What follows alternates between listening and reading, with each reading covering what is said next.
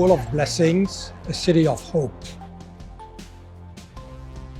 一場福字，一城祝福。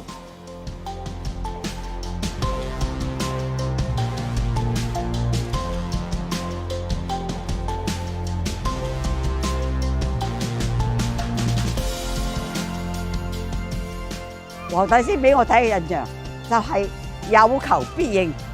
我祝願香港所有嘅市民愉快健康。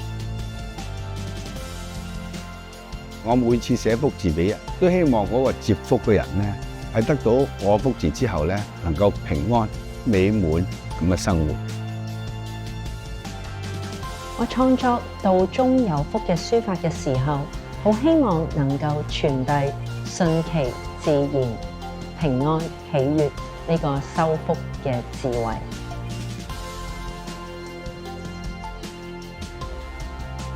以幼直線同埋點去書寫福字嘅空間，求得平穩、方正同埋均衡嘅美感嘅。福字嘅書法咧係以楷書為本嘅，我寫嘅時候咧就變咗楷不楷、行不行呢一種咁嘅風格。咁其實係寓意將福氣廣傳。